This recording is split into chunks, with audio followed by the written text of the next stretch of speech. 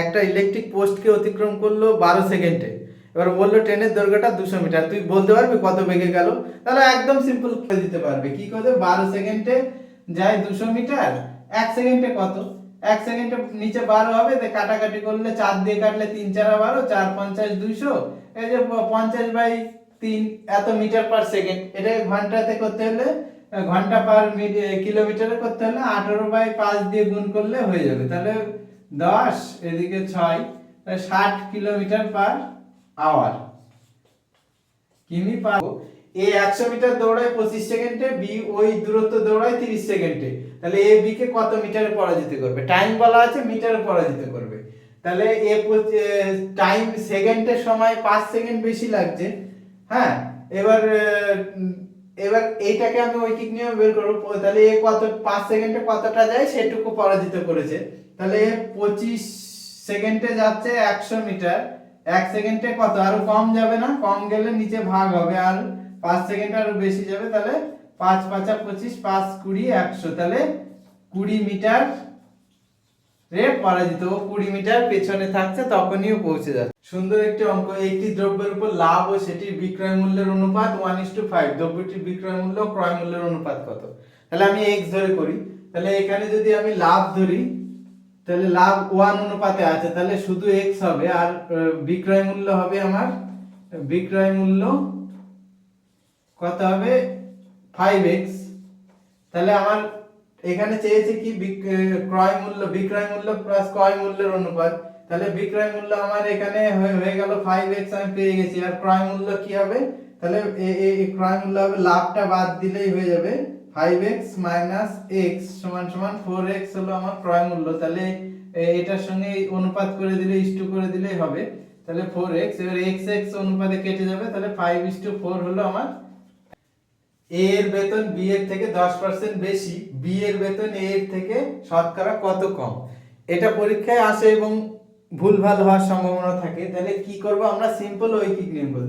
তাহলে A B এর থেকে 10% বেশি, তাহলে এ এর বেতন বি এর থেকে, তাহলে বি যদি 100 হয়, এ এর বেতন হবে কত? 110। তাহলে এখানে বলছে বি এর বেতন এ এর শতকরা কত? তাহলে 110 এ কত কম হচ্ছে? 10। একে কম হচ্ছে কত? আরো কম। আর 100 কম হচ্ছে কত? আরো বেশি। তাহলে একটা শূন্য কাটলো, 100/11 হলো আমার অ্যানসার।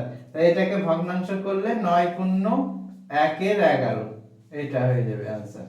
পরীক্ষায় 52% ইংরেজিতে ফেল করে, 42% ফেল করে অঙ্কে, এবং উভয় বিষয়ে ফেল করে 70%। তাহলে পাস করে কত পার্সেন্ট? তাহলে এখানে শুধু অঙ্কে শুধু বের করতে হলে আমাকে উভয় বিষয় থেকে, ইংরেজি থেকে বা অঙ্ক থেকে মাইনাস করতে হবে।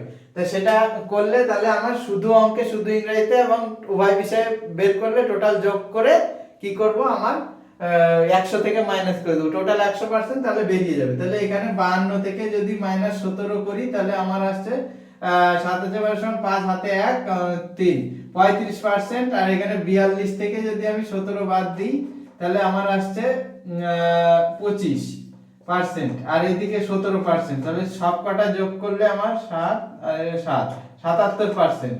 তাহলে এই 77% হয়ে গেল। আর 100 থেকে 100% থেকে মাইনাস করলে আমার 23% হলো সব বিষয়ে পাস করেছে। নল চৌবাচ্চার খুব একটা সহজ পদ্ধতি কিভাবে করি। একটি পাত্রে 4 মিনিটে ভর্তি করে এবং 5 মিনিটে খালি করে, আলাদা আলাদা নলে। এবার দুটো একসঙ্গে চালালে কতক্ষণে চৌবাচ্চাটি ভর্তি হবে? তখন আমি কি করব? এই দুটোর লসাগু, 4 আর 5 এর লসাগু আমি 20 ধরে নেব। আগে তো 1 এর 4 এইভাবে করতাম, ওইভাবে আমি এখন করব না। তাহলে কিভাবে করব? এই টোটাল 20 ভাবলাম জল ধরে, তাহলে 20 কে ভাগ দিলে 4 দিয়ে ভাগ দেব, সেটা হলো 5। এর 1 মিনিটে ভরে 5 করে, আর এই 5 কে খালি করে, এটাকে আমি কি করব? ভাগ দেব 4, 4 করে খালি করে। তাহলে 1 মিনিটে 5 করে ভরে, 4 করে খালি করে, তাহলে 1 মিনিটে আমার ভর্তি হচ্ছে কতটা?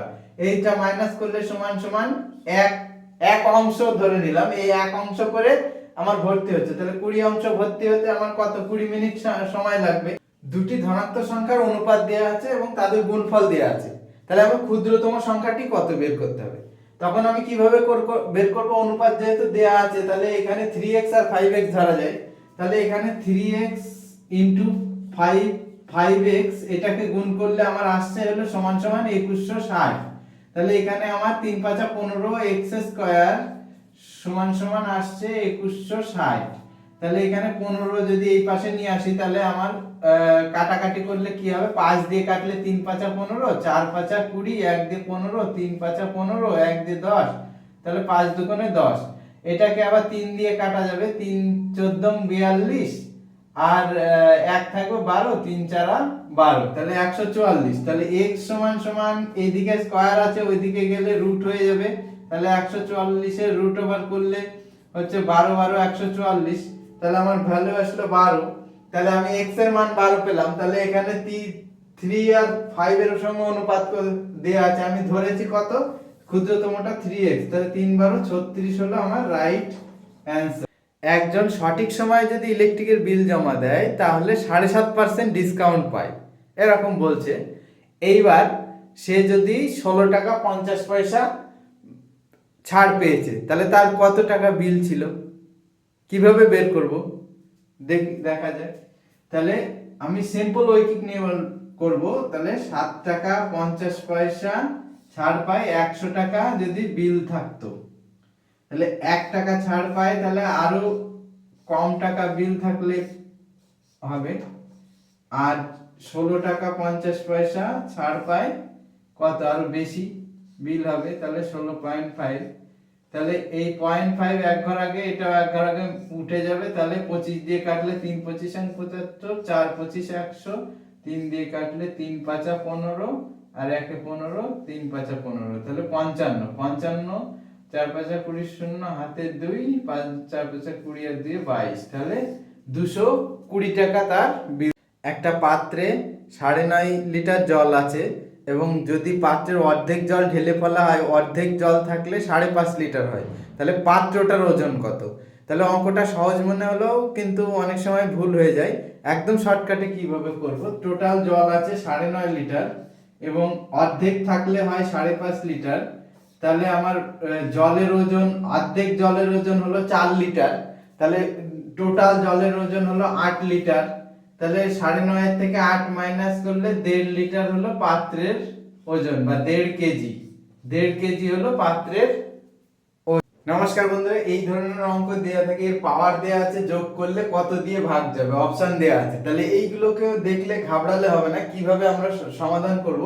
তাহলে এটাকে একটা কমন নিয়ে নেব, বাকিগুলো বের করব। তাহলে এখানে 4 এর পাওয়ার 61টা কমন নিয়ে নিলাম, তাহলে এখানে পড়ে থাকছে আমার, এখানে পড়ে থাকছে 1, এখানে পড়ে থাকছে 4, এখানে পড়ে থাকছে 4 স্কয়ার, এখানে পড়ে থাকছে 4 এর কিউব, এখানে পড়ে থাকছে 4 এর পাওয়ার 4।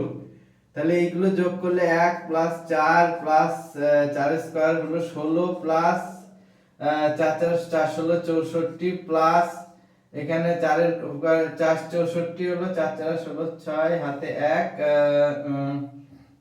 4 4 24 আর 1 25 সমান সমান কত হচ্ছে, এখানে 4 কে 5, 5 6 11, 11 আর 4 15, 15 আর 6 21 এর 1 হাতে 2, 5 আর 2 7 আর 6 13, আর 1 14, 4 হাতে 1, 2 1 3, 341। এবার 341 কে কোনটা দিয়ে যায় দেখছি।